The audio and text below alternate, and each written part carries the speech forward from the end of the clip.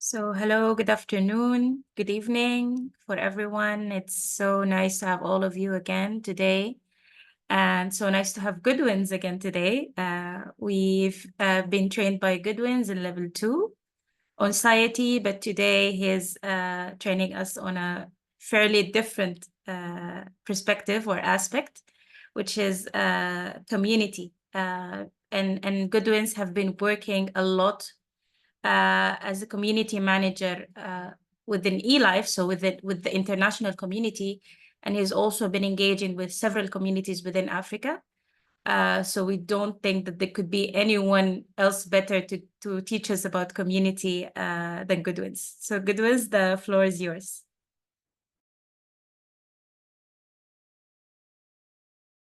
Thank you. Hello, everyone again. Good to meet those that's been here before. And if you are meeting me for the first time, also good to meet you. If you cannot hear me, please do let me know or do let Lamis know. Just speak up at any point so we can correct anything.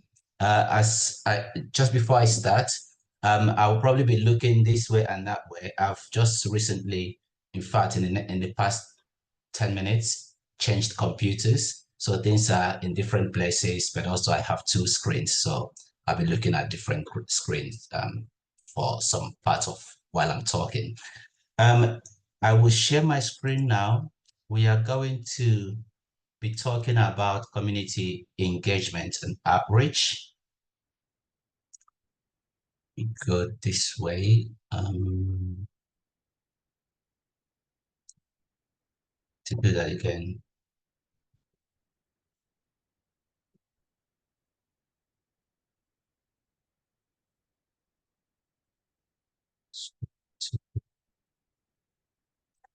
Can you see my screen? Can you see the title of the? Yes, perfect. Okay, thank you. Yes. Great. So we're talking about community engagement. And as Lamis said, this is where I have worked most of my professional career.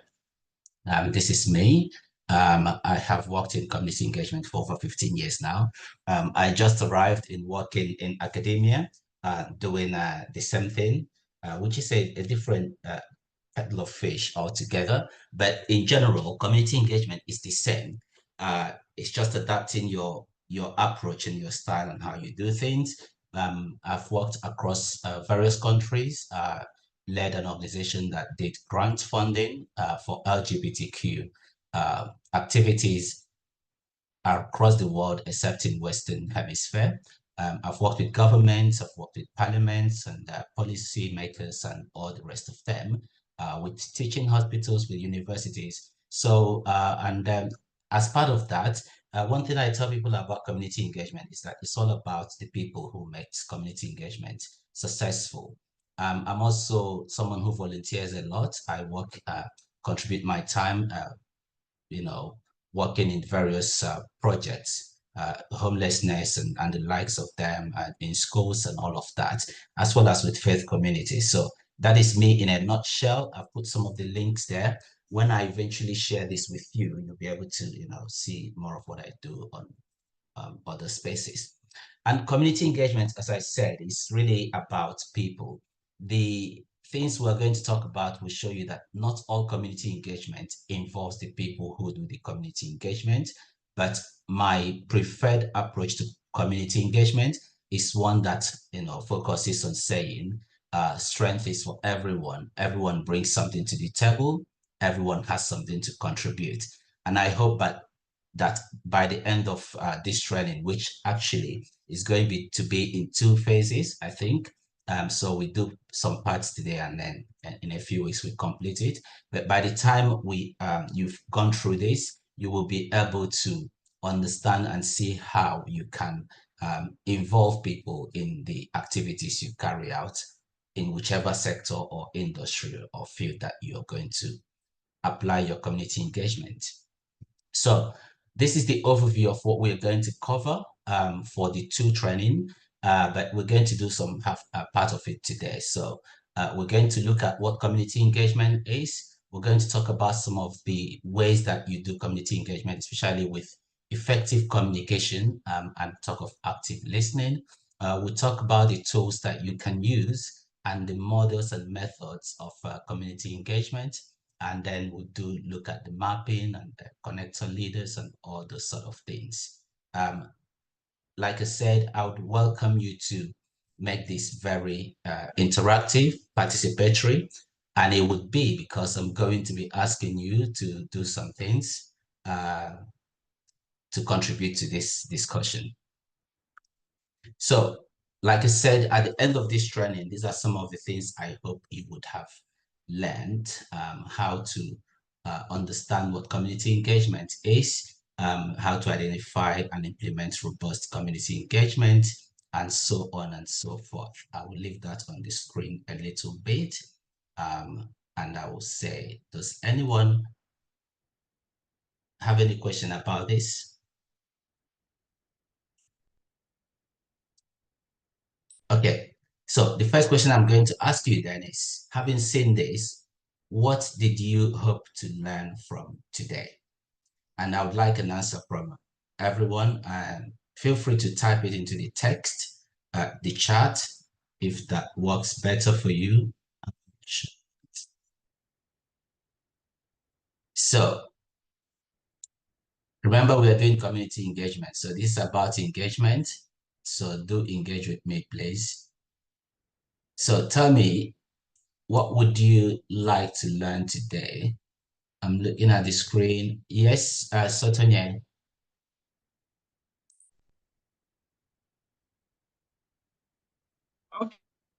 Okay. Good Hi. afternoon from Nigeria.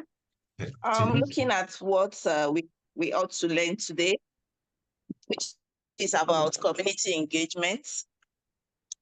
From my key takeaways from this workshop at the end of today will be how to effectively engage my university community to benefit from the resources and the training I have had in the course of this workshops over the months. I would like to have a clear understanding of their needs so that I'll be able to meet it based on my knowledge, which I have acquired.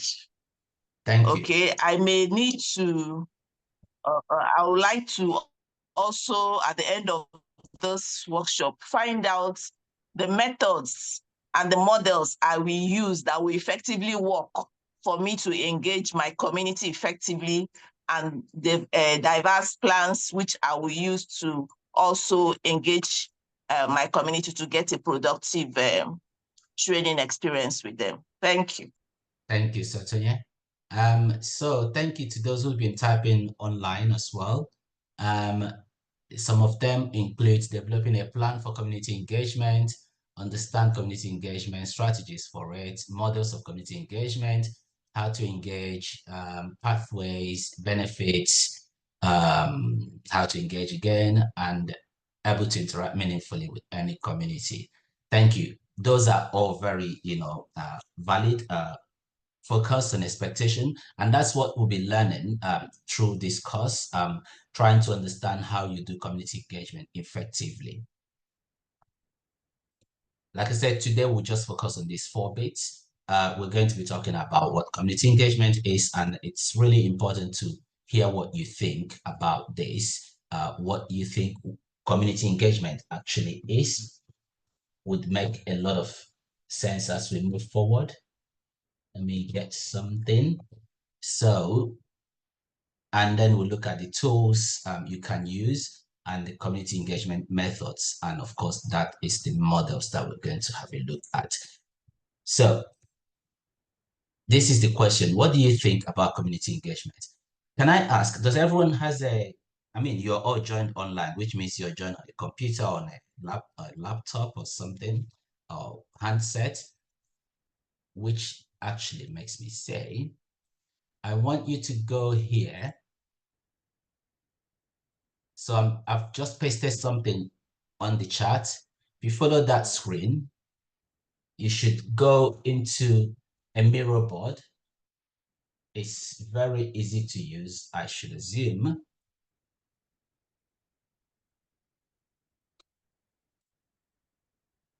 let me know if you have, yes, someone has joined. Okay, I can see people joining. That's good.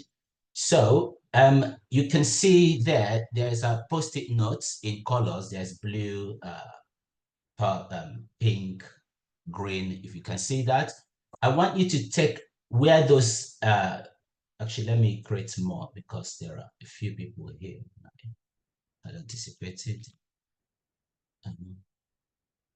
Yeah, so those blue ones, can you take one of them, write what you think community engagement is? You can write a word, you can write a phrase, but keep it short so that we can go through them quickly. And when you've done them, you can see there's a white space where you have a blue post-it mark note at the top. It says words or phrases that come to mind when you think of community engagement. Can you just drop them there? So I will give you an example. I've just taken one, I put it in there, and I write something inside it. And I've written involvement. So you can see what I've done there. I've pasted mine. When you do that,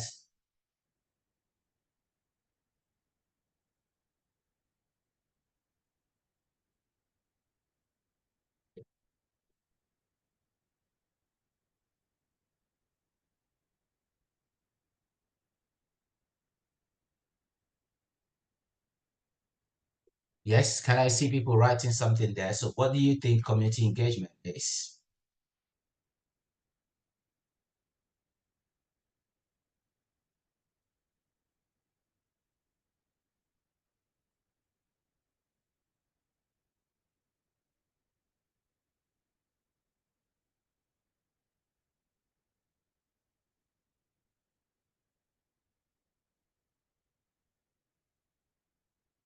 Okay, Clara, you can write yours in the chat here and I'll put it there for you.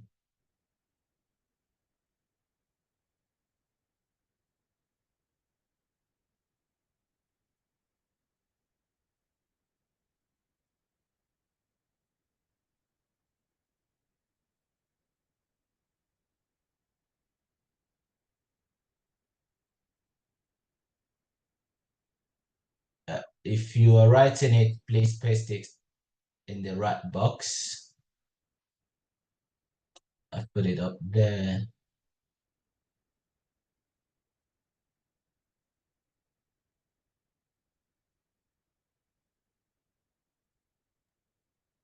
So for those who cannot access the board, you can write your comments in the chat and we could transfer them into the board, no worries. Yeah, thank you.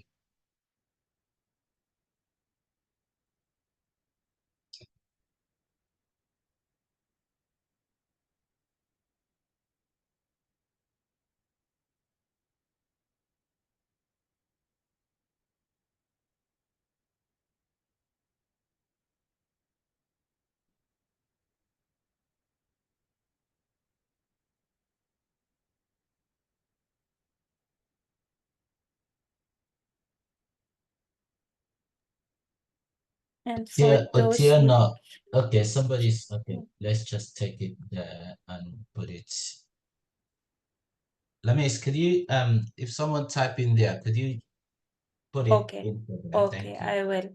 And I just wanted to say for those who just joined, we are doing an activity.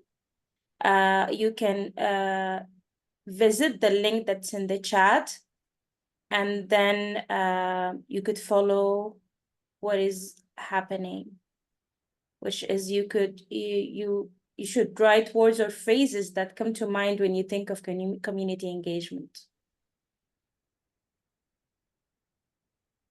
And some people are writing without the blue thing. So don't write on the pink one, write only on blue. Okay.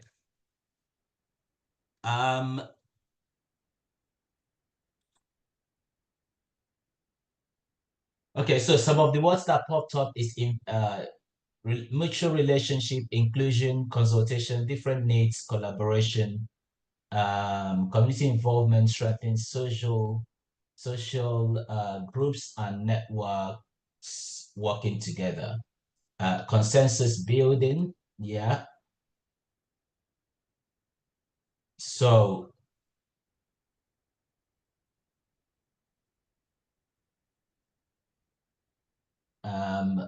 thank you for that. So yes, this is what community engagement means.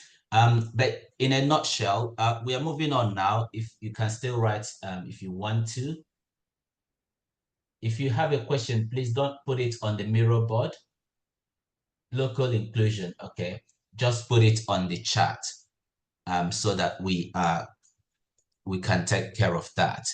So a community is a group of people who share some form of interest. They come together and they share an idea and a validity or a sort of agreement on how to solve that problem and agree on where they are going to reach, what the expected outcome should be. Sometimes an outcome is not concrete and an outcome is not fixed. If you get into doing engagement with your different communities, someone mentioned university, community, and there could be other types of communities. You will find that you are reaching outcomes and they can lead you into further work, and then it continues to evolve. That's essentially what community engagement is. But the essence of a community is a shared story. So that story will continue to move and strengthen and evolve, and you get different outcomes at different points of it for different needs. So that's what a community does. Okay, Ahmed, you can just, as we said earlier, type what you want to write on the mirror board into the chat. Lamis would help us to transfer them there, or we can do that at the end of the day. Thank you. So, and then the other thing is engagement. Now you can see that I've split this into two. Not every community does engagement, and not every engagement is about community. So the engagement process is about involving stakeholders and your community members to be able to look at what the problem is, what the issue is, and what you want to achieve. Now, not all not all engagement or community engagement is about a problem. Most of it actually can be about a positive effort to find a way to do something differently or do it better to benefit everyone. So this is what engagement is, and it's involving those stakeholders is what makes the difference. Like I said in the beginning, there are some community engagement called engagement models that do not involve the target group. This we will discuss in depth at some point, but there are some community engagement approaches that do not involve. And I always try to make a distinction between the words involve and include. You can include people, but it doesn't necessarily mean you are involving them in what you're doing. So there are some, and I know that some of us are reading inclusion there, and that is perfect, that is valid, but there are some community engagement that is just about that inclusion. It is not about involving the people. We will find the difference as we go along. So then there is community management, but there is also community engagement. I've put the difference on the screen here. The management is where, there's an organizing being done. It's usually focused on a target community, but it's all about giving them information. And this is where the inclusion could also happen. You include them, but you're not really asking them to do much or to do anything or to take any responsibility. In engagement, you involve people beyond just that. So management of community is usually used on, if you have had something called fans board or things like that, mostly used within commercial sector, where they want to do more to talk to their fan base, and then they create some form of using the same similar tools that you use, but it's all about giving them something and getting them to follow a brand and do what they want them to do, but not really involving them.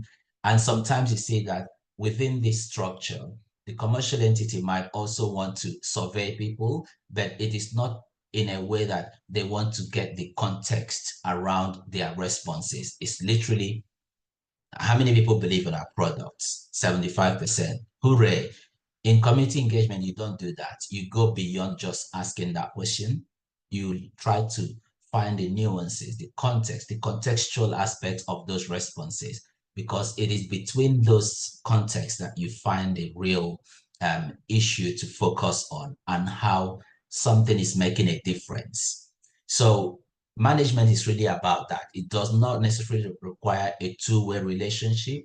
Engagement, on the other hand, does require a two-way relationship.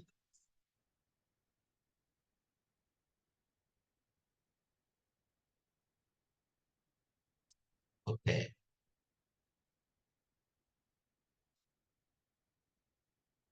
So this is what community engagement does. Some of the things you've already said: it facilitates community conversations. It helps you identify assets and strength. That's through mapping and recording.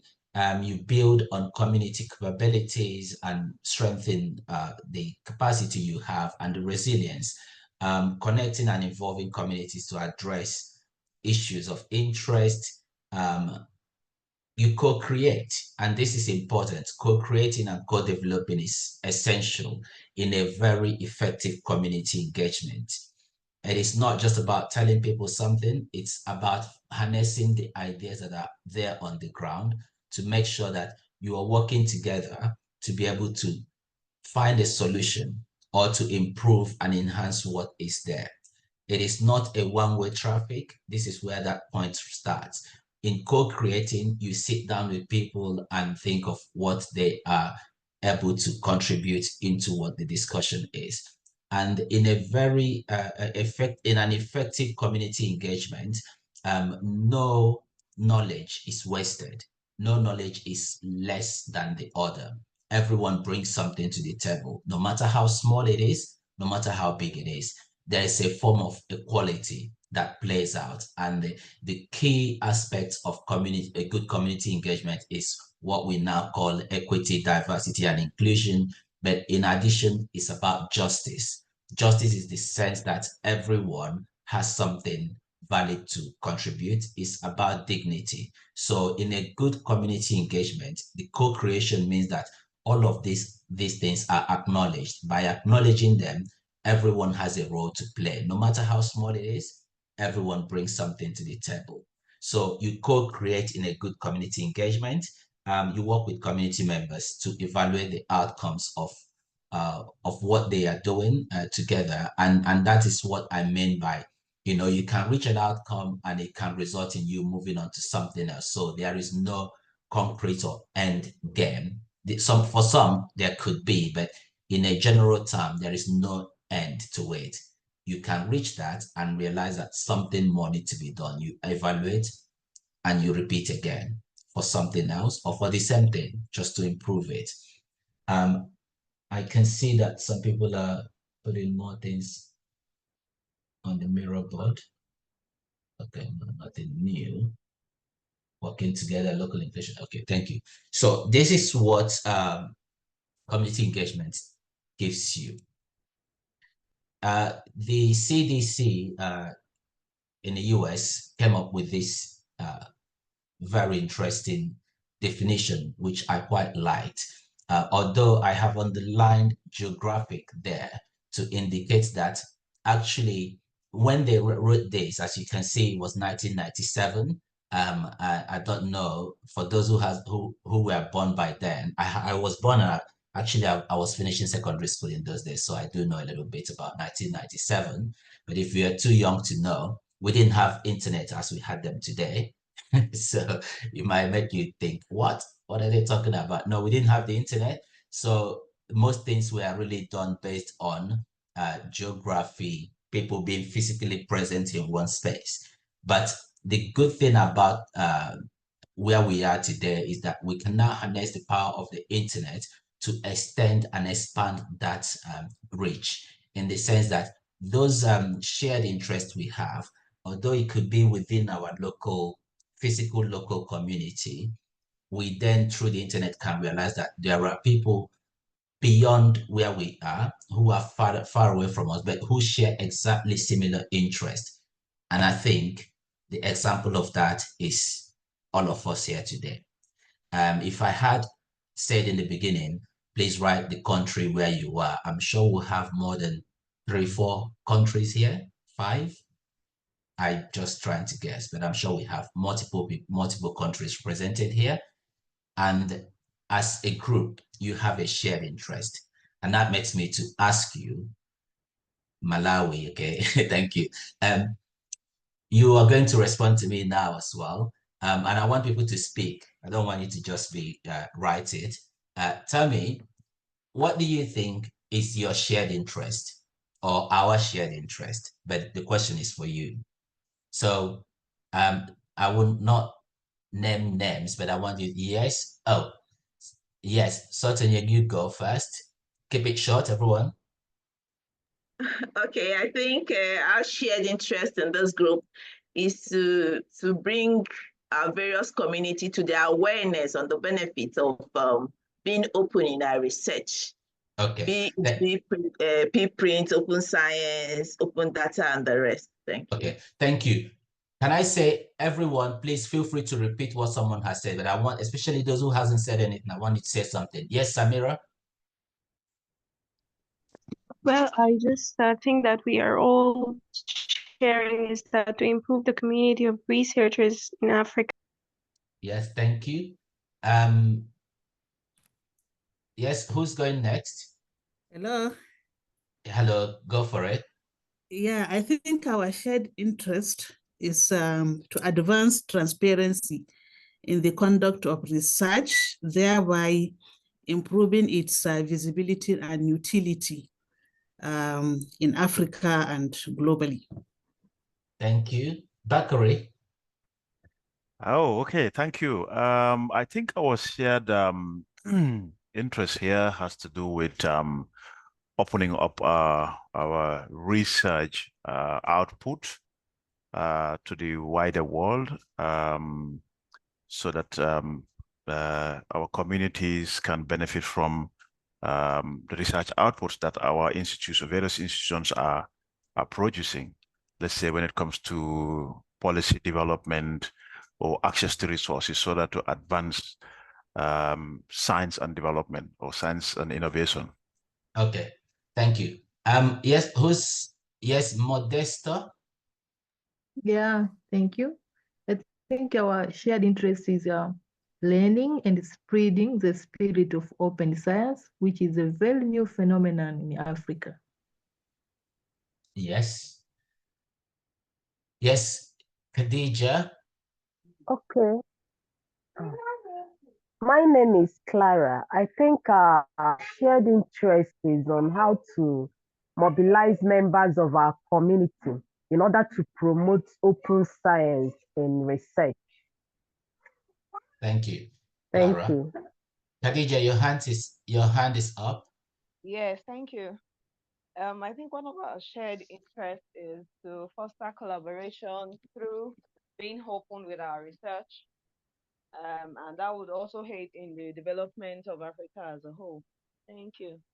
Okay, your voice is a bit faint, but I think I heard what you said. So yes, Joseph, and we will move on. Yes, Joseph? Okay, thank you. My purpose here is to try to help my community to be engaged or to trust in open science.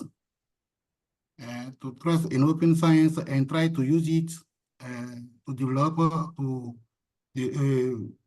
their work, their research work in my university. Because in my university, they are not so trusted in open science, and they would like to use information from editors and don't want to share the results for freely for everyone.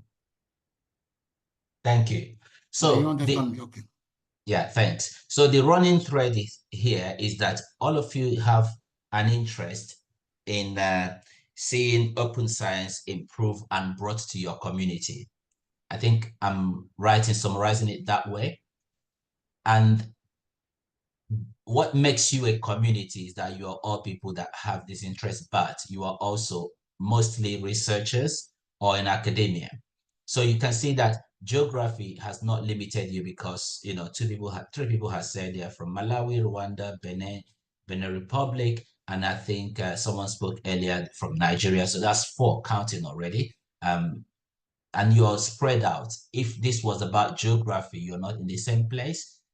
You cannot do it together. You potentially find other people that would do it, but having a larger, a wider scale of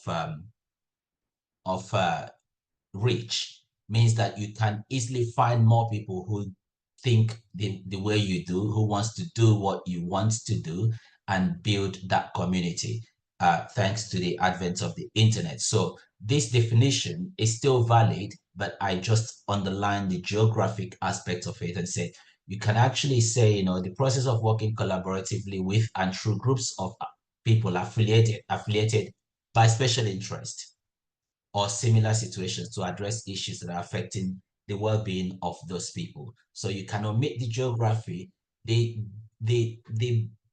advantage of community engagement is that now that from different countries you're all working together, you can break back into your physical area. As some of you has already said, your university is your local geographic group where you can then use community engagement to filter out and find other people who are interested and work with them to solve that local problem. But it fuses back into the bigger, you know, regional, continental, and the rest of them. And of course, we are talking about a global issue here. So that is where this definition stands. So this is what community engagement is for us. Sorry, I'm battling with 2 computers. So there is something that the CDC also developed called the continuum. It shows you it shows you a way that community engagement works. There's the method. Can you see my cursor on the screen? Can someone tell me yes or no? Yes, Okay, we great. can. Yes, Thank you. yes. So in most cases, there is no starting point, right? All of this, there is no starting point. You can start anywhere, but I think most of us would then usually start from planning. But in some cases, you find that you started doing this because you need to support some people. So you can actually go that way, but then you can jump back here. We are trying to support some people, then you think, oh, how do I do this? You go into planning it, and then you started planning it and you started working with them. But you can also be planning and thinking, what method should I use? You ignore the working together, you just go straight to finding the method. What method should I use to work with them? It can also be that you're supporting some people. You think, I need to improve the communication in this group. You go to communication. So there is no beginning and no end. That's why they call it a continuum. It goes on and on. I would probably add something about evaluation, which we will talk about in the future somewhere here. But you know, I've explained that you could evaluate and then you go back again. But there's the impact, which is also part of that. So all of these work hand in hand, and sometimes they just work on their own. So this is part of the initial, let me see. Yeah, so this is from this document that this NIH has developed to define what community engagement is. There are various other definitions. They all point to the same thing. I chose that because I think it actually addresses it better than most of the ones that I've seen. So I will ask you at this point to tell me what you think. This might sound repetitive, but I want you to answer this question very clearly. I need a few answers. Tell me, why do we do community engagement? Feel free to type an answer in the chat, but I want to hear people. Yes, Samira, go for it. Well, I think we do community engagement to help people in need, who needs our services. You said help people who need our services? Yes.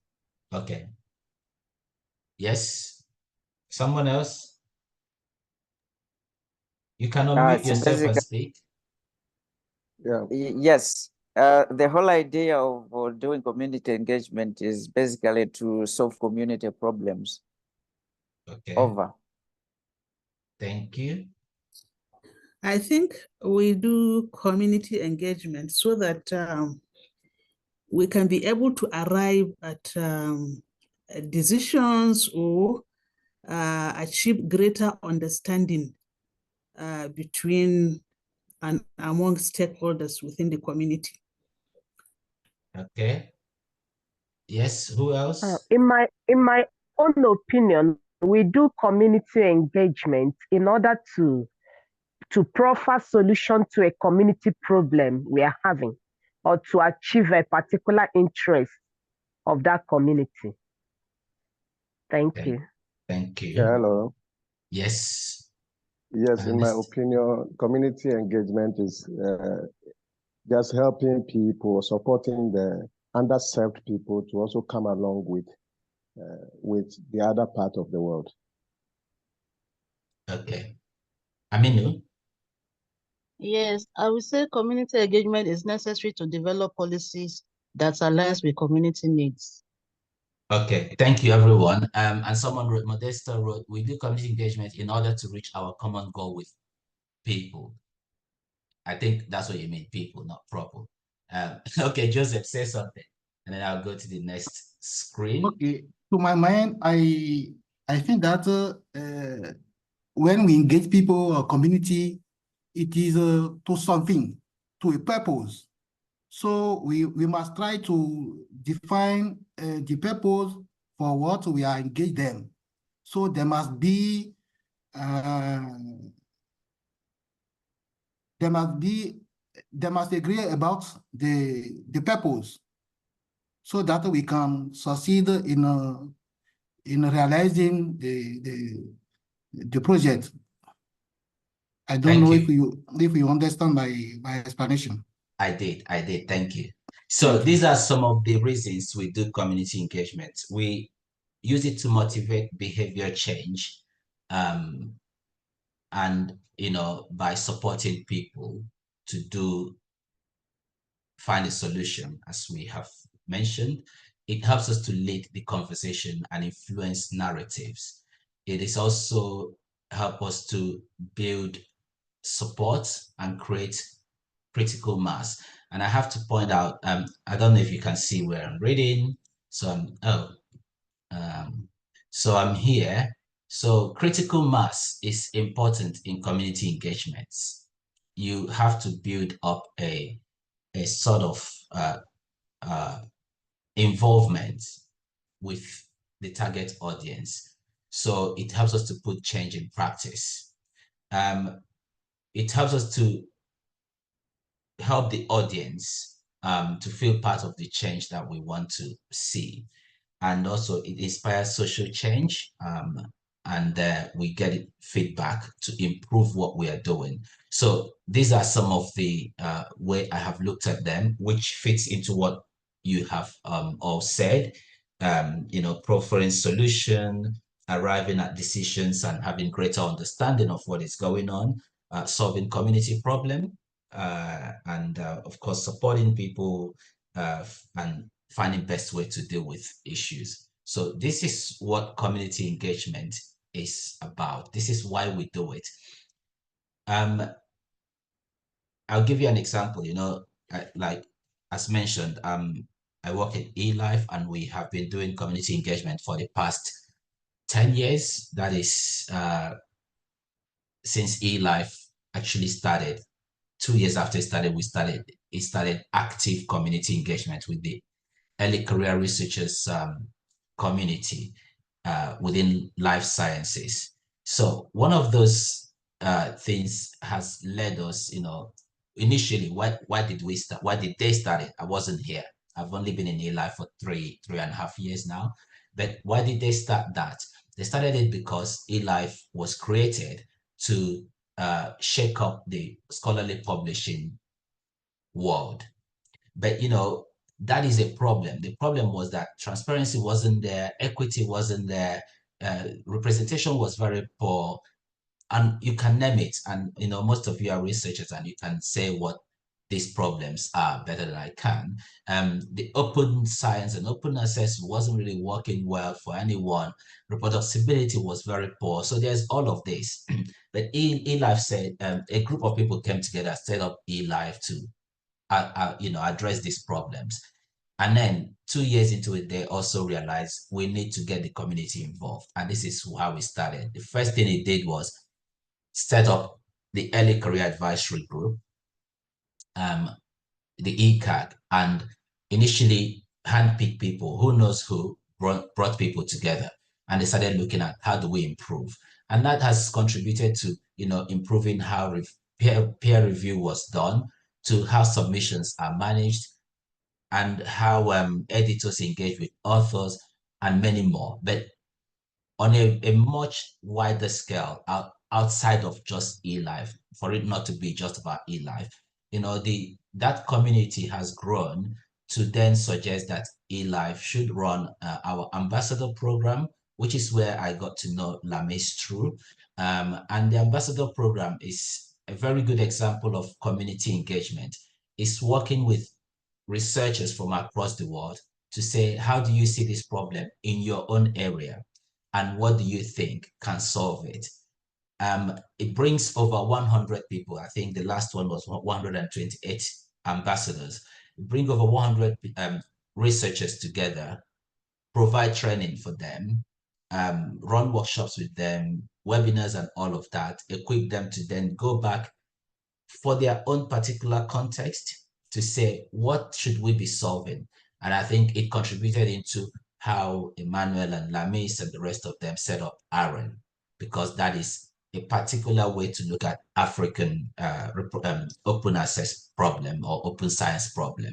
So the group from Latin America set up something different, but this is about community engagement. So you're working with people, because left to eLife as an organization, it cannot do much in these areas. It will not be able to do something for the African community, or do something for the South American community, or do something for the Asian community. It won't be able to do all of that. And even if we do, it will be difficult to do it because we don't understand the context on the ground. So by doing a community engagement activity through the ambassador program, we are getting people who get involved, get equipped, and get to solve problems beyond us. And that's where the story goes. There's also the Ben Barres Award, which is also something that the community, the ambassadors came up with and said eLife should run a program that supports researchers to be able to get some miscellaneous amounts to help their work, either for them to travel or to go to conference or to buy an equipment, whatever it is. And that is also how you solve a problem. So there was that problem. Of course, you don't solve all the problems, because even if you award that money, it's very little money, it will not reach everyone, but it's a starting point. And I think we're not the only one doing that now.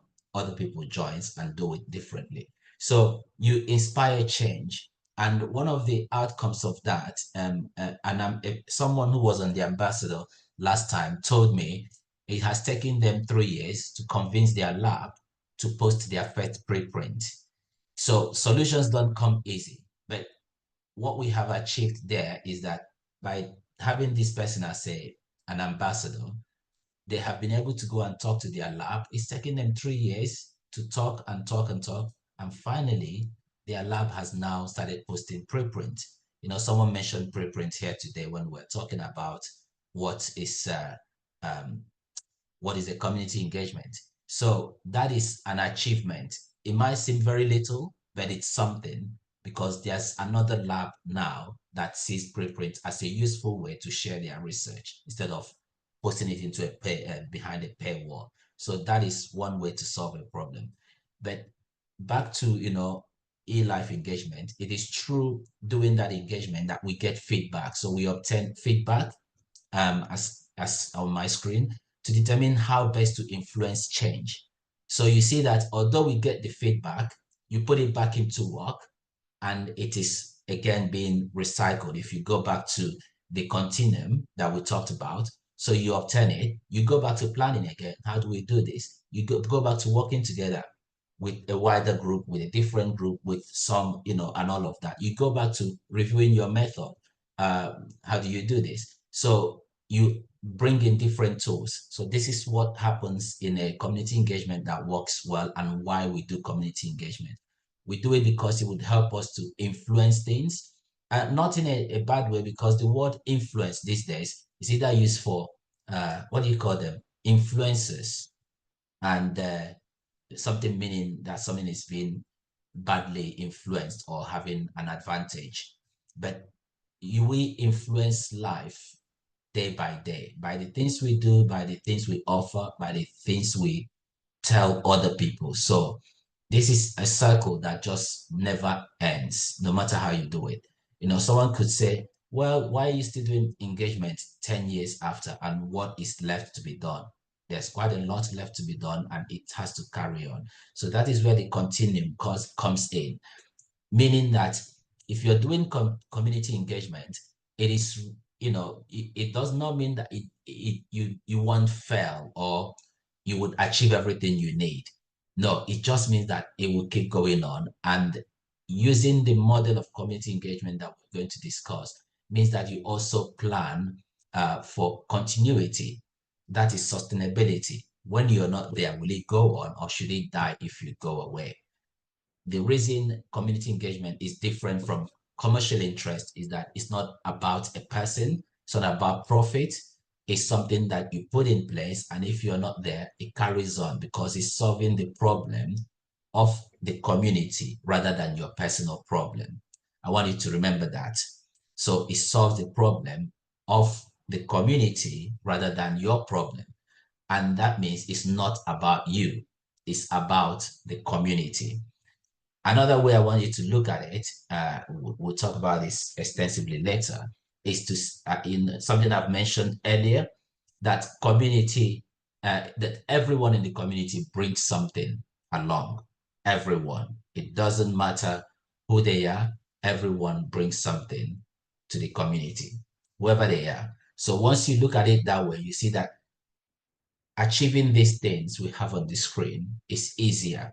Leading a conversation is not just you talking to people, it's those people contributing to it, coming up with ideas and how to do it differently.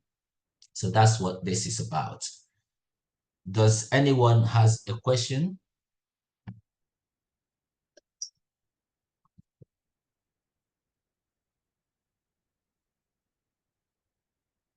Ask me a question. Okay, does anyone have any comments? Yes, Modesta. Yeah, thank you so much. I have a question. Yeah. Yes, reaching people sometimes do need some sort of resources. Might be time, financial, and other. So when you reach a big group of people, it depends on the matter of which you want to reach for.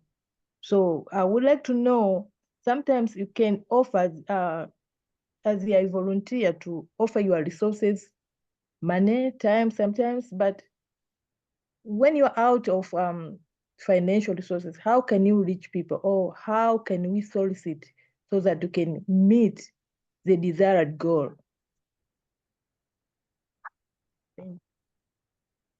Can you repeat that again? How can we do what? How can we meet the financial need to reach people? It depends. Okay. Some need just a matter of time. You can volunteer your time and you can meet the target. But sometimes it depends on the matter. you need financial resources. How can we solicit? How can we reach that? Okay. So actually I was typing something that Lamis, I would want to divide the group into 4, but once I finish what I'm trying to say, once I answer Modesta's question. So money is always, we cannot deny the the importance of finance in everything we do these days. What I find working in community engagement is that most times, in fact, let me stole it from me, passion is more important than money. And the other thing that puts money even in a thought spot is the fact that if you truly engage people, you find out that you can solve a problem. Let's leave the money out of it, but you can easily get people working together and solving a problem without the money on the ground. And then the third thing, and this pushes money even beyond. Remember, I talked about myself as a volunteer. So I volunteer a lot. One of the projects I've been volunteering for the past 16 years is a homelessness charity in the UK. It runs a project we call Crisis at Christmas. Crisis at Christmas is the biggest homelessness project run in the UK. It gets over 50,000 volunteers working together during Christmas. For the past 16 years, apart from last year, 16 Christmas before last year, I've never had Christmas in my home. That is because on Christmas, from the 23rd of December to the 30th of December, they set up this project which operates in schools. Now, why I'm mentioning this project is that if you thought about doing it because of money, you will never start it. But the very interesting thing about it still costs some money, but it costs a fraction of what it would have cost you, because we have schools donate their school building for us to use. Or most of the food are donated. People donate clothes, shoes, you name it. But not only that, people donate their skills, people like me, but people donate. So when we open Crisis Project in a center, we'll have hairdressers, they are volunteers, then dentists, they are volunteers, opticians, they are volunteers, doctors, they are lawyers, you name the skill, we have them. Advisors, people will come together and they will make the project work. Now, if you think of this and compare the amount it costs to run it, you'll be surprised that that project is pulled off at all. So if you focus on the money first, you might never start. If you have the passion to solve the problem, which is why I said, remember, it is not your problem. As a person, it is your problem. You want to see it solved, but it's a bigger problem. It's a problem for the community. So why don't you let the community contribute? The organization that runs this is called Crisis. So what they did is to say, they started this in 1973. It's been running for years. What they did is say, we want to run this, but we need people. Instead of hiring everyone to come and do it, instead of hiring dentists, hiring the opticians, hiring doctors, hiring lawyers, hiring, you name it, librarians, because we have libraries, we have IT. When I started volunteering there, I volunteered initially as an IT person. I used to go for training. The training is also free because a company provides all their computers. So they do the training for us. I studied computing in my past life. So my job is to go there. We set up an internet cafe. All the computers are donated, but I looked after that. So you see that they opened this up. How much does it cost to hire an IT person? It costs a lot of money. How much does it cost to buy every computer? They couldn't afford it. So to your question, Modesta, money is important. We need money, but if you look at this from your university environment point of view, you don't need a lot of money to start off. You only need the passion and the motivation on other people, which is where we come to say motivating behavior change or influencing others to contribute. So I hope that answers your question. Lamis, if you have met 4 groups, you can make it to be automatic so that everyone just goes into a group. And then in your groups, you will answer this question. In your groups, you discuss, you have, there are 23 people, I think, Lamis. or more now? 27 now. Yeah. That includes me and you. So 25, Yeah. 6 people in each group. You discuss in your group for 15 minutes. You discuss suggest 3 goals of community engagement that you think will create a focus for your activities. Now, it doesn't have to be personal, please. You come back and you feedback. I've put 10 minutes on the screen, but 15 minutes includes coming back to feedback, please. Each group, please appoint 1 person to feedback. I will share this again in the chat so that you can all see it once you go into your groups. Lamis, could you please put everyone in groups? Thank you. Yeah. Hello. Hello. Hello. Hi, Joseph. Yes, please. Before we continue, I would like to ask a question. Yes. My question is that, is there any difference between community engagement and the project management? Because I don't know if I'm doing a confusion, and I would like clearly to know, because when we have a problem in a community, we try to look for different competence in the community, and we call upon them to join the strength to participate in solving the problem. I don't know if project management is different from community engagement. Okay, I will keep that question and then talk about it when we all come back from the groups, okay? Yeah? Okay, everyone please join your group, and I'm gonna set a timer for 10 minutes, starting now. I can see that some people hasn't joined their groups. This is why I'm waiting. Yeah, thank you.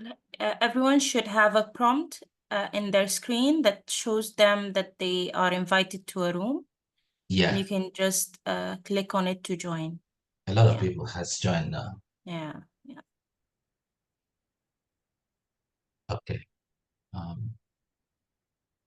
So Leila, Aman, and Muhammad, do you guys have issues going into your rooms? Okay. We have Aman and Leila.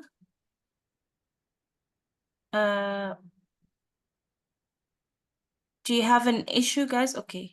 It might be slow internet. Yeah. Okay, I'll start the 10 minutes now then. Okay, and I'll pause the recording. Okay. Do you need to pause? I thought it pauses itself. I don't know. No.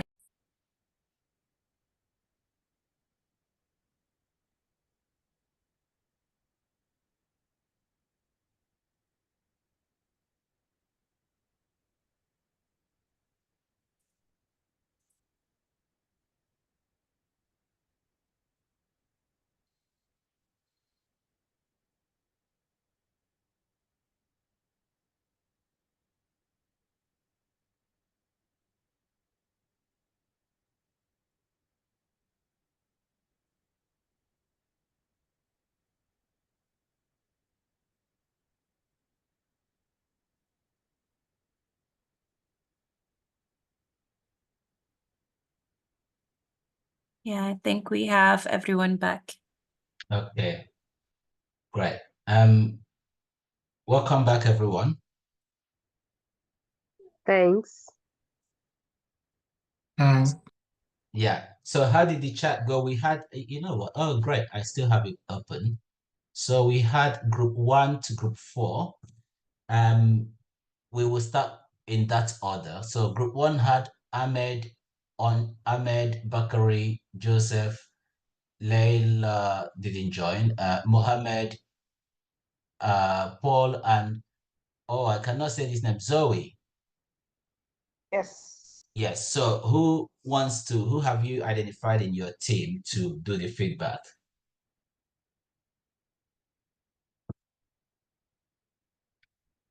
Group 1, can you go give us your feedback, please?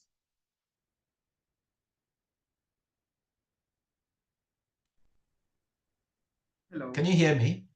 Yes, yes. Hello? Hello? Ahmed, I cannot hear you. Okay. Oh. Hello? Speak up a bit, Ahmed. Your voice is low. Oh, okay. So it's not. Okay, let me how about now? Carry on speaking. We'll tell you. It's very faint. Great. Okay. So yeah, we have discussed and suggested a number of goals, and mainly during the discussion I was taking some notes, and it mainly focused on 6 key goals. The first one on promoting awareness about open science and reproducible research practices in our community, and also fostering a collaboration and fostering a collaborative environment among researchers where they can work together, collaborate on activities in research and teaching that focus on open science practices, and also supporting capacity building and resource sharing within the community. Also, one of the colleagues mentioned about the importance of developing policies and also building infrastructure and repositories for the academic institutions, and finally translating or preparing and also translating resources and materials into the local language. In this context, one of the colleagues mentioned that they will translate the resources into French so that it is easy for the community members to learn and read about it. And sometimes language can create a barrier. So having the resources in a language that the community understands and speaks makes the thing easier. So I think these were the main 6 goals that we've discussed. And I welcome my colleagues if there is something that I've missed. Thank you. I hope I was audible. Thank you. We do struggle to hear you, but I think you said about four goals. 6. 6. Okay. If you can post it into the chat, okay, so that others can see them. Does anyone has a question for group 1? Okay, let's go to group 2, which had Aman, Amino, Clara, Khadija, and Otieno. Could you, your appointed person, go for it, please? Good evening, everyone, and afternoon, wherever you are. Thank you. In our group, we identified 5 objectives. 4. The first one is when setting your goals for community engagements, it's important to first identify a gap or a need that need to be solved. And from there, the second one, we discussed and agreed that it's good to create awareness. You create awareness. This is creating awareness whereby you share information with the community and the knowledge and resources. And also, you can tell them the benefits, if there are any benefits of the activities you are to undertake. And also, the third one was building collaborative network. We build collaborative network. This is mostly to strengthen, to solicit more resources to strengthen the activities you are to undertake. And lastly, you promote long-term sustainability and impact. Yeah, those are the goals we discussed in our group. Thank you. Thank you. Does anyone has a question for group 2? Okay.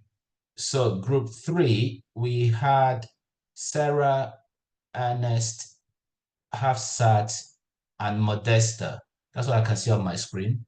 Could one of you do your feedback, please? Yes, of course.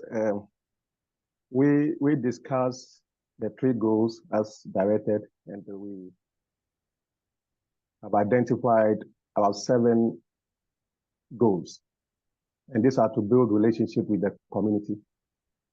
Okay. So yes, when you are engaging the community, you build so much relationship with them. And then you engage with the community to empower the very community you are trying to engage.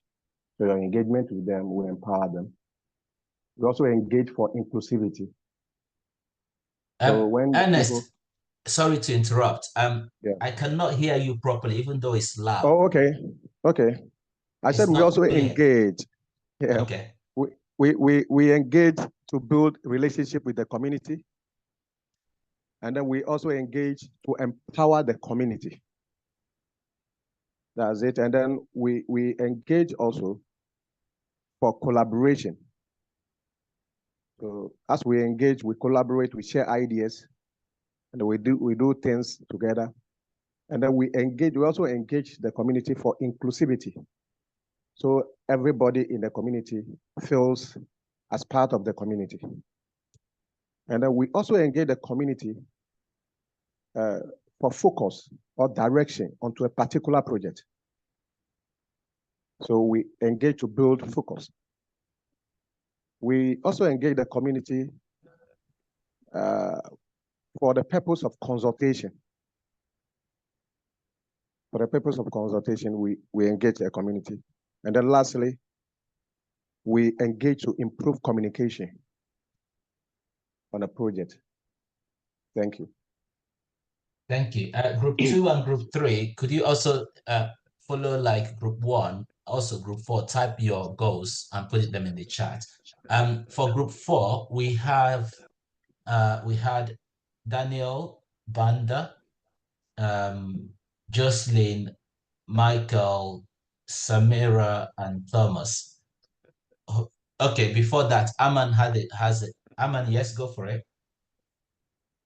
Yeah, thank you so much. Mine is for group 1. I'm sorry.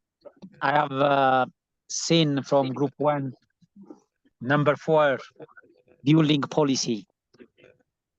So can we, as our community lead or local lead, can we develop, policy rather than we may provide for me rather than building policy? We may advocate for policy change. For example, advocate for policies that maybe prioritize reproducibility in research funding and evaluation.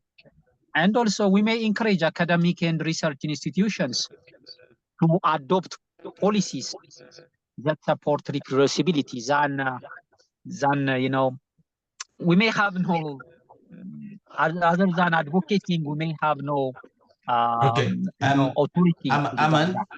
Aman, thank you. I'll answer your question. So as local lead, you're right, you might not develop policy, but policies differ. Aaron is a continent-wide organization, but there are policies that may be just focused in particular country or region or locality. So there's a potential that you can influence Aaron to make that policy for you, or you can come up with that policy and then submit it to the wider Aaron to consider. So you do have at every point where you do community engagement, in fact, you may the thing you're looking at or you're saying is that talking about developing policy might seem too strategic or too grand. But if you are influencing the policy, you might as well have been improving developing it. Lamis? Yeah, just to add quickly on that, I think as RN local network leads, we could work to develop like exemplary policies, you know, so that it would be easier for other communities to adopt. So maybe this could be something that would work. Yeah. Yeah. So don't consider that if you're doing community engagement in your institution, you cannot develop policy. It's all about language and the way it's viewed. Your developed policy could be absorbed into the wider group and then adapted to serve everyone. Bakari? Yes, thank you. I think I suggested this in our group. And when I was suggesting, I made mention of some of us are from the library and information science background. And in my own locality or my constituency or community, there's open research and all whatnot. Open access is actually placed, the policy is placed under my department.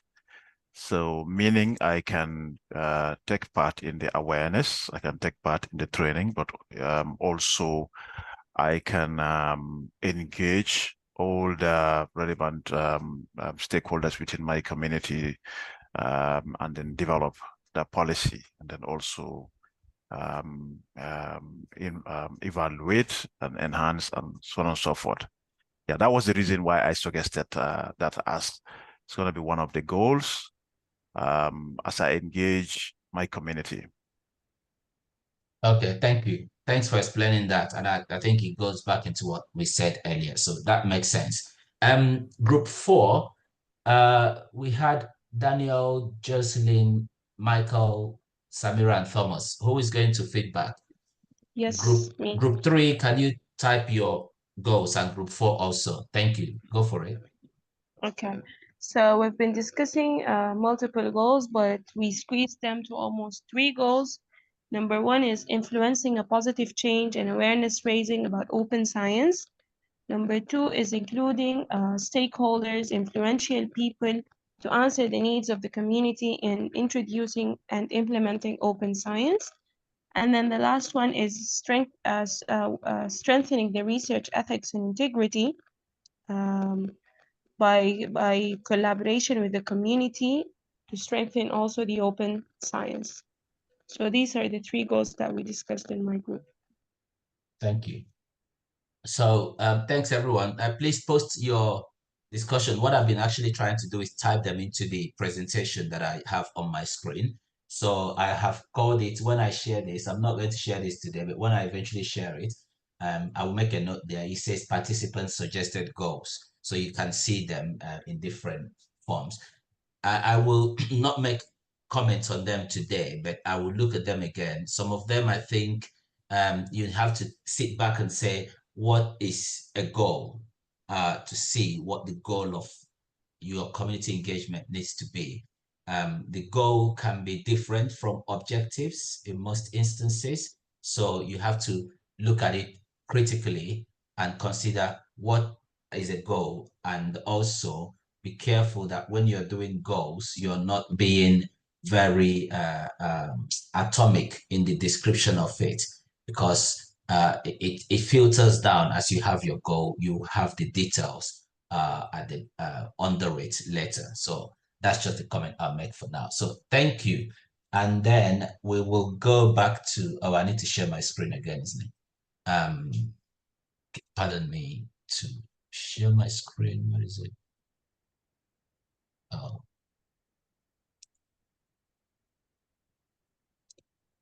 Screen 2. Can you see my screen now? Yes. Thanks. Yes. Okay. So thank you for doing that. I hope you found it useful in the discussion. Again, we were talking about communities that are brought together virtually over a wider geographic region, which you are.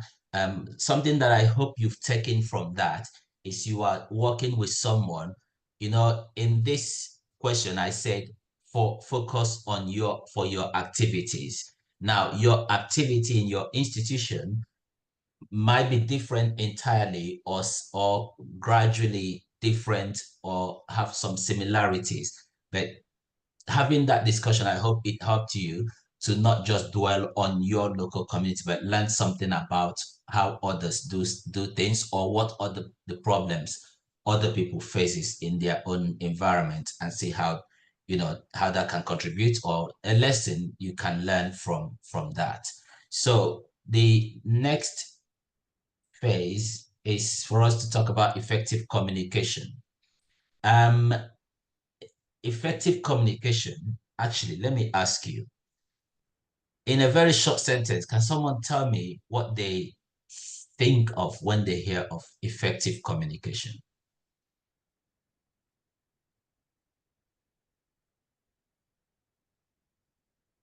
Hello, is anyone there? Yes, Samira. I'm sorry for this. I think effective communication is a way of communicating people where you just address your problem in a respectful way and you get a feedback on what you've been addressing from the other side. Okay. Yes, Aman. Hello. Okay, my name is Clara. In my own opinion, I think effective communication is ability of a person to pass across information and then to receive feedback from the person or the community the information is meant for. Meaning the community or the person understood the information that was passed and then gave you feedback. Thanks. Thank you. Aman, you still has your hand up. Yeah, thank you so much. Yeah. Okay. Effective communication is, it's a communication, it's intended to meet, the idea or message is transferred successfully from the source to the recipient and able to also receive feedback. And using also different, styles, engaging the participant and the empathy. There are also several ways which is really increasing, effective communication. Anyways, effective communication is, the ability to transfer the intended message for the receiver and able to have also receive feedback. Thank you so much. Okay. Okay. Thank you. Sotonye. Yeah, I think effective communication is our ability to have a conversation with another person in an engaging way that is focused, understood, and clear for the other person. Okay. Now that you all define effective communication, I want you to, just from two people, to tell me how they define communication.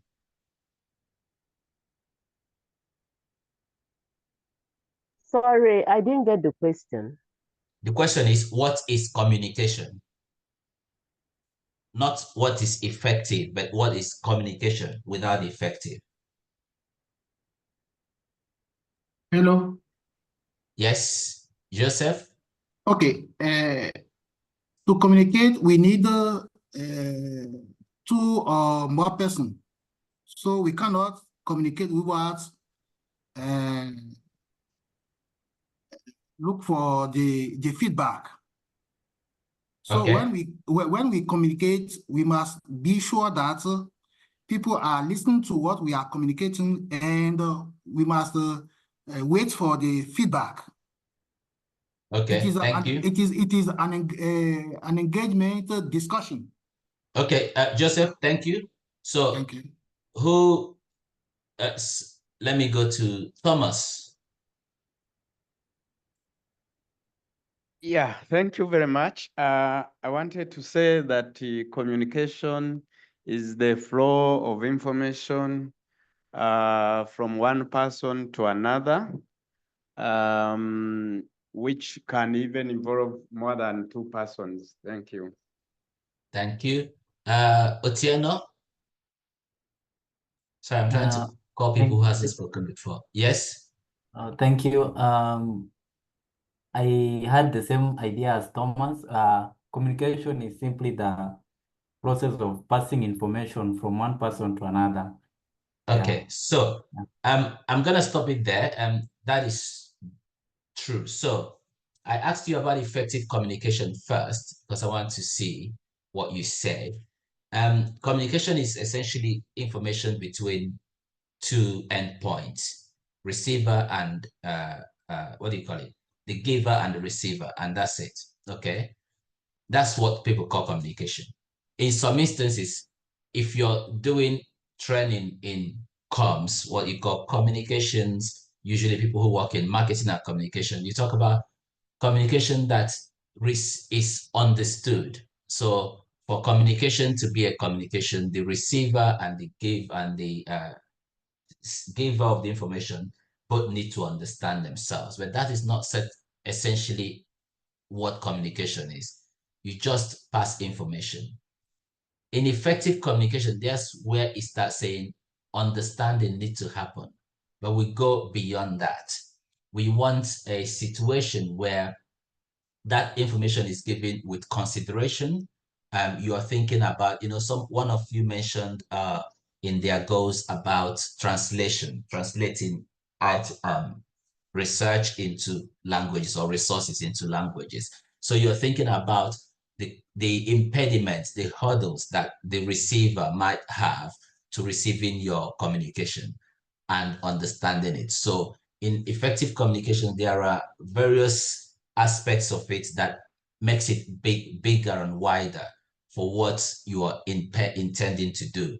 You take other things into consideration that makes the receiver be able to know and understand it, but not just understand it the way you also understand it. So if I say to you, come, and you go, you hear it, you believe that what I said is to move slightly to the right. But actually what I mean is that I want you to come to me.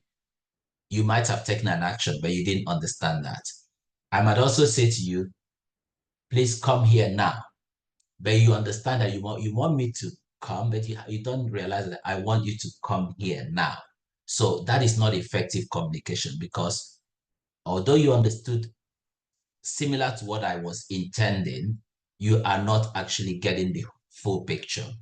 And this is a very basic example. It can be more complicated when we start doing strategic things, policy related things.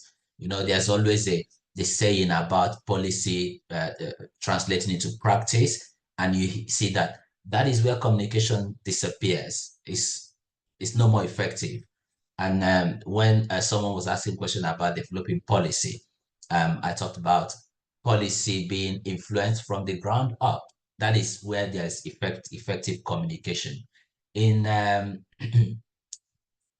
let me see. In communication, they have what they call the 7 C's. I haven't put all of them on the screen, but I've put the thing there. So that tells you about confidence, the coherence, the consciousness, clarity, courtesy, correctness, and the concreteness.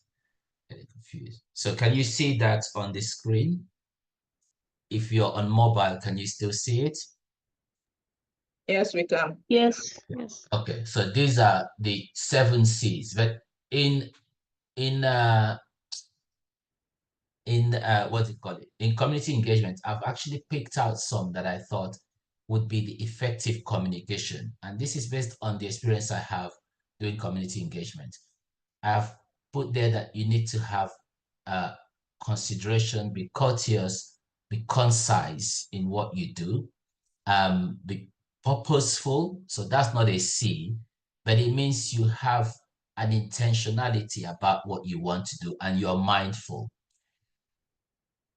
This is something that in community engagement, why I love doing community engagement, because I mentioned I studied computing initially, is the fact that people do it with a whole dedication and passion to serve, that means it's not usually about them.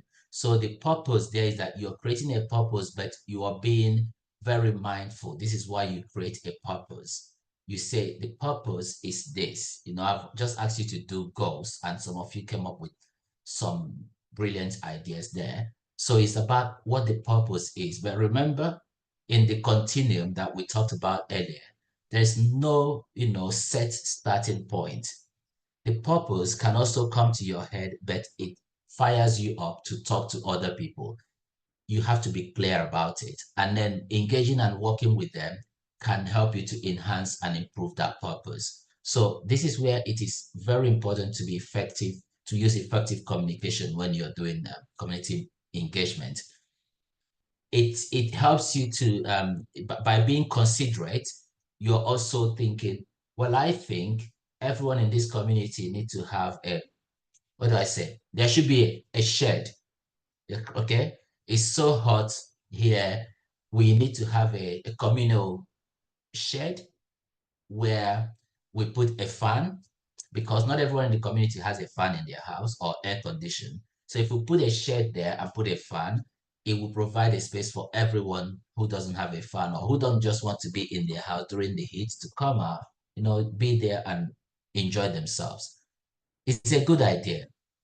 But someone in the community might start thinking, when you share with them, that's the purpose. They go, I quite like it, but what about this? What about that? So you start having that discussion, and then you realize that, oh, you've just thought about this, but you haven't thought about the chairs you'd want to put there or what sort of chairs they're going to be. So it goes on. So having an effective way to communicate, being very clear, being purposeful, being concise, and being considerate of what other people think, would contribute, would feel, and being courteous is very important in effective communication for community engagement. And this is what it can result in. It can help you to run an effective community engagement. Now you would have thought, why didn't I put the title of the other one as this title as effective community engagement? The reason is effective community engagement is the whole of the things we're talking about today. So having a very clear communication model would help you to deliver an effective community engagement. It will also make it easier and help you to be able to find where the problems are very early in the planning or in the engagement. So like I said, you want to build a shed, you want to put a fan, but by communicating it effectively at the very beginning, you can identify where the problems are or things that need to improve and include everyone. Remember about inclusion, so that it also encourages participation. Those who can understand exactly where you're going, it would fire them up to say, okay, I want to take part in this because I understand it, or this is what I feel about it. So that is that. It helps you to work towards an outcome that is good for everyone. So improves your outcome a lot. It helps you, I think I've just mentioned policy to practice. So it helps you to distill the policies and the strategy into practical details that are connected. The biggest problem we have in the world today is that most times governments are disconnected from the people on the ground. And I don't know which country doesn't have that problem. And it's not a fault that is deliberate. It's a fault that happens because there is no engagement that is working between those at the top and those at the on the ground. So if you have an effective community engagement, you can take a policy and gradually distill it and turn it into practical action so that it works for everyone. People understand it and it delivers. In my work, working with different type of people, policymakers, I used to work as a consultant, community engagement specialist.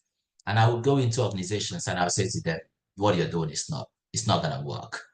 It's not going to work because people sit in their office, write lots of policy, 100 pages, 50 pages, it doesn't matter how many pages, but there is no on-the-ground experience of the difficulties that people could face. You know, simple thing as calling a meeting and not considering that, okay, we've done a policy, we're going to throw a community engagement meeting, but you didn't consider those who are going to attend it. Do they need childcare? Do they have children? Can children attend those meetings? Would they be all right if they attend? What can I do about them? Does people have transport to do this? Is this meeting, if I run it by 2 p.m., is it okay if I run it, would it be best if I run it by 3 p.m.? You know, the policies never really consider those little small items, you know, that could happen. It can go beyond that to be like, will people be safe? If someone wants to attend, what happens in their family? You know, those things. So it's a community engagement person that can take that policy and turn it into practical action where you create a meeting or a gathering or a way for the community to contribute into what they need without being separated from the policy, because policy is always about how much data do we have at the end over with it. So, and then of course it helps with clarity of purpose. Did that help anyone? Did I explain what I mean by effective communication?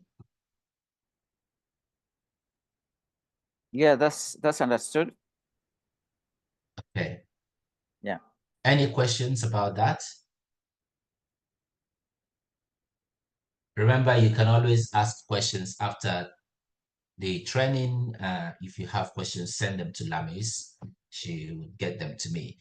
I said send it to Lamis because she'll probably be able to collect all the questions in one place, and then I can look at them at once rather than different emails at the same time. So we'll go to something else now, which is, hello? Okay. So now, sorry, can I Aman, are you trying to say something? Yeah.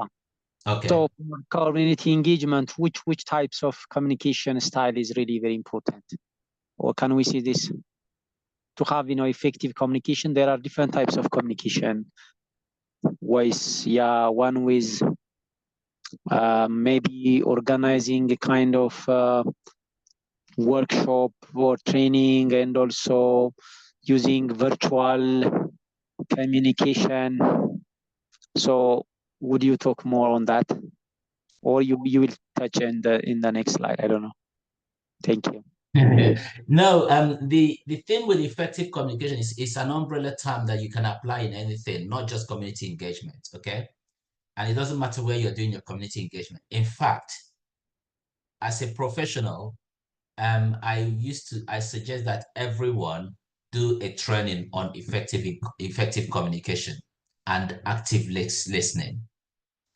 It is a useful skill to have, to be able to communicate and get people to, you know, understand what you're saying. It requires a lot of patience, and it requires a lot of ability to listen and consider the perspective of other people. So whether you're doing community engagement in academia, in healthcare, in activism, wherever else you're doing it, one effective communication training is enough to serve you to go anywhere. And I think even as a researcher, writing your own research articles, having effective communication skill would definitely improve how you present your results. I know that you have to follow some pattern or format, but still you pass your information very clearly. If you're someone who speaks publicly, effective communication is essential for you. So I can, you know, I used to run a training on effective communication, but I won't go into it because it's a whole training on itself. It's a whole bulky training, but I won't go into it. It's something that I would suggest to you all here, if you're interested, to look into it and have a training on it first, or attend a training or workshop on that topic. Did I answer your question, Aman? I know not directly, but Yeah. Thank you so much. It's I know effective communication is a broad, yeah, including application and the like. Yeah. Thank you so much. Okay, thank you. So now we are on effective tools that we can use in community engagement. Before I go into that, there are lots of tools. I'm going to ask you all to tell me in the chat, type in something you think is a tool that we can use for engagement. We are nearly at the end, and I promise you we're gonna finish on time. So type something in there. I don't have much to talk about in this, just to show you some of the tools. Is anyone typing? I can't see anything.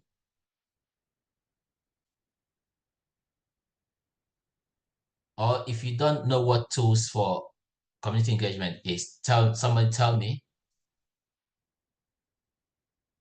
Zoom. Okay.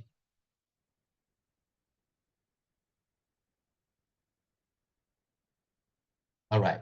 I'm not seeing anything, but there you are. So these are the tools we use for, yeah, now you're typing them. So these are the tools we use. There are many, many more. I'm not going to go into them all. There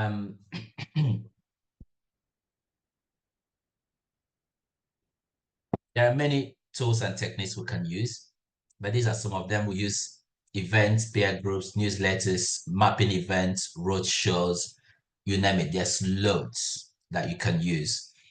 So these are some of them. If you have any particular question about one of them, you can raise your hand and say, but there's so many more tools you can have. The thing is, it's good to identify what works for you. Yes, Samira. I just want to ask, what is meant by mapping events? You are jumping ahead of all of us, Samira. But yes, so mapping event is how you identify the resources you have. Will you have mapping? If you remember the overview I shared for you, well, you might not have. I don't blame you. Mapping is one of the topics we're going to talk about. That will be at the next time we meet.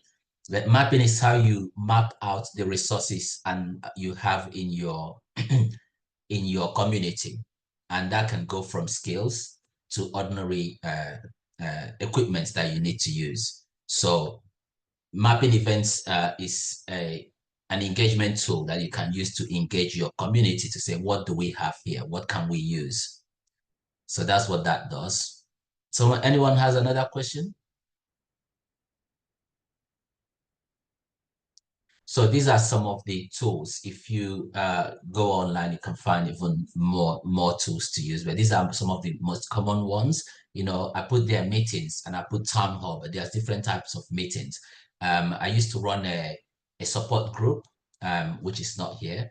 That was when I used to be a consultant, and a local government asked me to help them to engage their local people to figure out how they can commission the right sexual health support service for them. So I ran a meeting, a support group meeting monthly for the members of the community to come together. And we use that to map out what is available and what they need. Yes, Lamis? Yeah, actually, I have a question, which Yeah. could be tricky.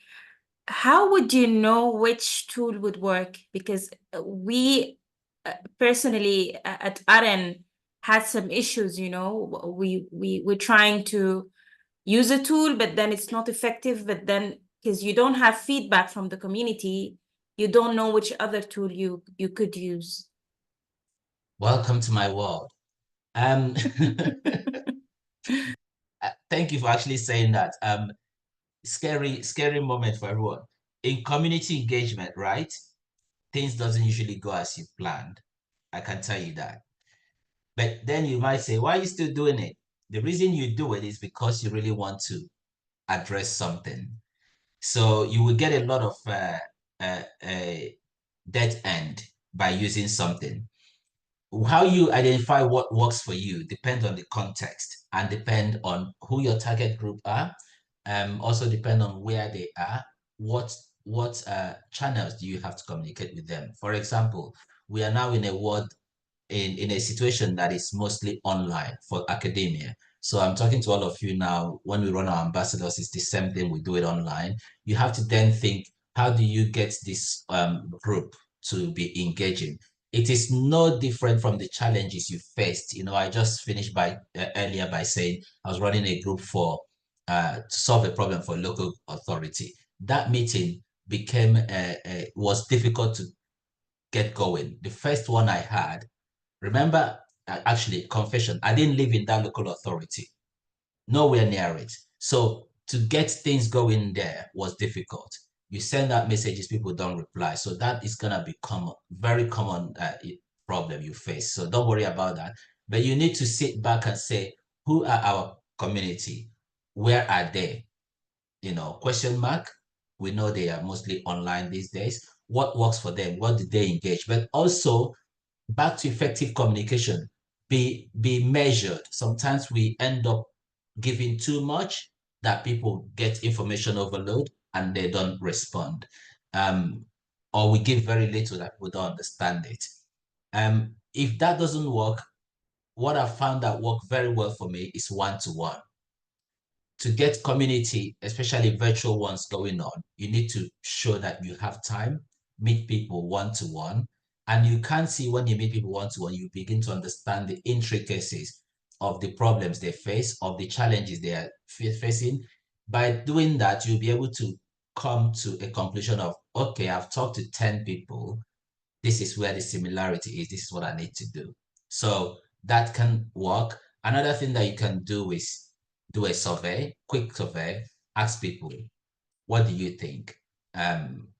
Follow up with them, say, can you reply? And some people will reply once they see your email. That is how people do it.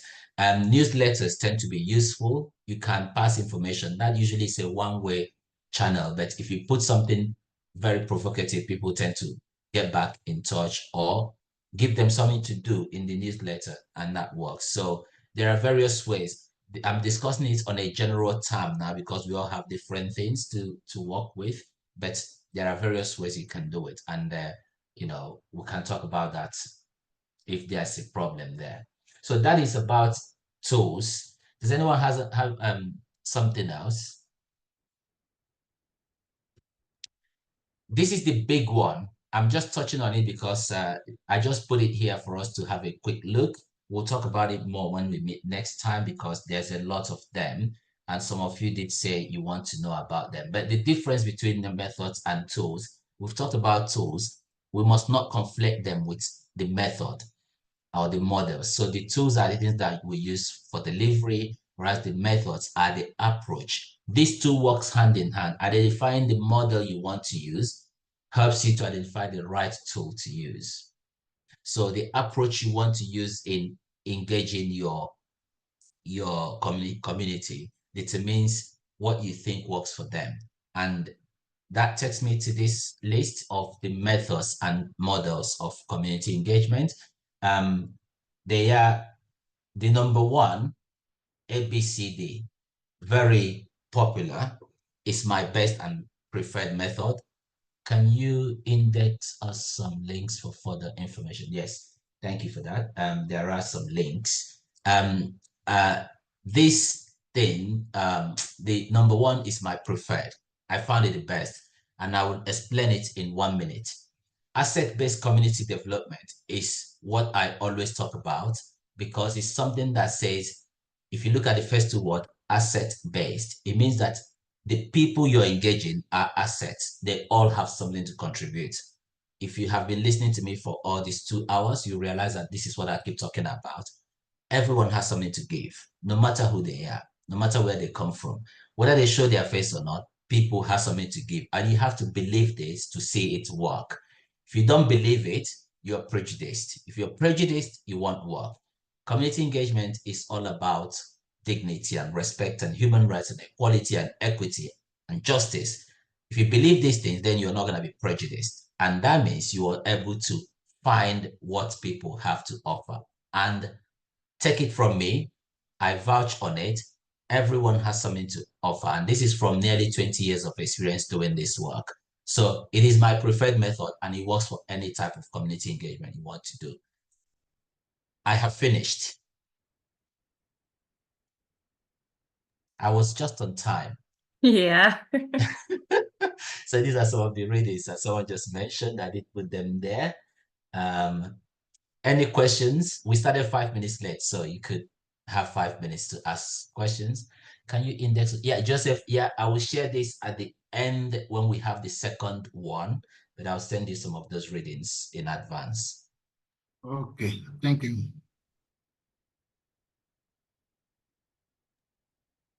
I guess I have a comment is I love that everything now, no matter how simple you think it is, have a science behind it and have a lot behind it. And this makes me really humble, you know? You can never say.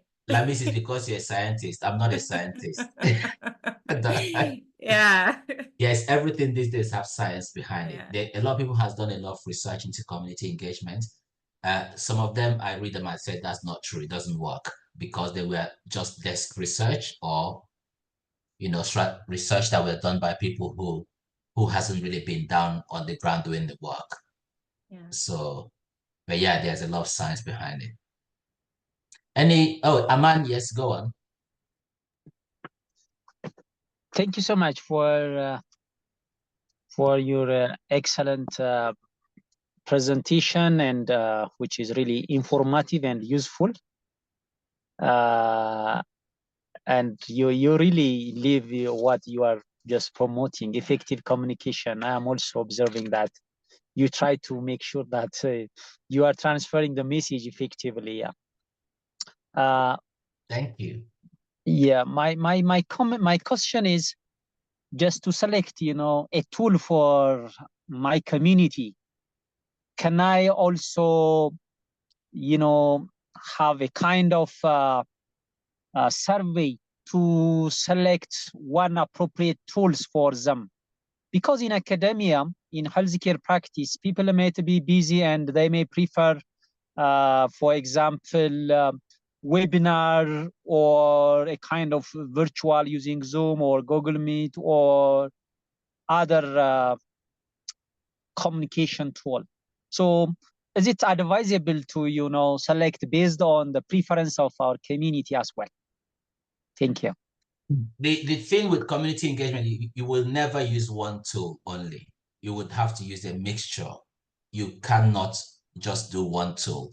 I mean, there are people who do just newsletter, but that is not essentially a community engagement in essence. You know, there's one person in publishing, James Butcher, does a very interesting newsletter that almost everyone subscribes to, but James doesn't talk to anybody. I mean, he talks to people it's almost like a magazine in essence. So it's not engagement, it's just providing information. So, but otherwise, you will, in every community engagement, have multiple tools to go. You can't dwell on one. And having multiple tools is good because it takes you back into what we are talking when we say effective communication is about consideration as well. As you said, Aman, you consider that people do things differently, see things differently, hear things differently, and use different channels. So, for example, we use social media, we use surveys a lot, we use meetings, we use peer groups, you know, we use networking, we use stalls in conferences, we use participatory planning, we use newsletters, so I can go on. So we use all of these things. In fact, we've recently introduced a podcast. So all of these things help you to provide an access to almost everyone. And it's never enough, but it covers most people. So don't think that you have to use one. You can use many. Thank you. Thank you. Any other person with any other question? Yes, Joseph. Do you think it is better to say community engagement instead of community management? Do you think there is any difference, or they are the same the same thing. Let me see. I think I talked about that earlier. There you go. I am I'm a big fan and a proponent of community engagement. So I prefer community engagement, not management. Remember, management is you managing people. Community engagement is about equality. It's about all of us being the same, regardless of your title. My title is head of communities, but it doesn't mean I'm not talking to people who are part of my community. I have meetings all the time with everyone. So if I'm managing them, I don't really need to talk to them. They just need to report to me, right? But that is not community engagement. That is why community engagement is mostly non-profit. So if you ask my opinion, I say do community engagement, never do community management. Hi, Clara. Okay, Thank thanks you. so much, Godwin, for the impactful lecture. In the course of your talk, you mentioned a training on effective communication. I am somehow interested in it. I don't know whether you can tell us more about how to go about it, please. Oh, well, it will differ from country to country, and I don't think there are some. It depends in your field. In what do you call it? In life sciences, we have various membership organizations who run training. I think the one we usually use is called Association of Learned Professional and Society Publishers, a mouthful, ALPSP. They charge for their conference. They are a non-profit as well, but they subsidize their profit with membership fees. So there is that and other groups like that. So it's really searching for it in either your local area, if it's available. In the past, when I worked in the charitable sectors, local social communities, I was a trainer, and my organization provided training for people who work in charities, and we run this training. So you can look online for something and see whether you can afford it or whether it is within your area, and then you can attend it. But it's just training on effective communication. Okay, okay. I think I'll be interested in this one you mentioned because I read veterinary medicine. I think joining one that has to do with life sciences would be okay for me. I don't know if you can give me the link for that. Yeah, I was saying to Lamis, as I said, effective communication is the same for all sectors, right? Some people can adapt it and use case studies from their field, but it doesn't negate or change the principle of the whole skill that you gain from it. So whether you're in life science or humanities, if you see effective communication training anywhere, you can do it. It doesn't really matter. All right. All right. Thanks so much. Okay, so we are out of time now. And I think, Lamis, when is the next one? I'm trying to look at my calendar. My computer is closed. Yeah, the next one, let me quickly check, is on the 23rd of September. So 2 weeks. In 2 weeks. Okay. Yeah. So what I shall do is send a LPSP link, I think. So I'll send the training people are done, and then I will send the further reading that I showed on the screen. Okay. To Lamis. And then the next one we'll talk about the methods and other things, mapping and the rest of them, I think. Yeah, so the next one we'll talk about mapping, connector leaders, and project delivery, evaluating, and visit the methods again. So if you do have questions, write them down. I'd rather receive them before then so I can look at them. Thank you, everyone. Thank you, Lamis. Thank you. I shall see you all in 2 weeks. Thank you very you. much. Thank Bye you. bye. Bye-bye. Lamis, can you? Yes. Yes, Godwyns. Can you book a meeting for us, please. Yeah. Okay. Yeah, sure. I'll see your calendar. Thank you. Thank you. Thank you very much. Thank you. Thank you. Bye-bye. Bye. Bye. Bye. Bye. Bye.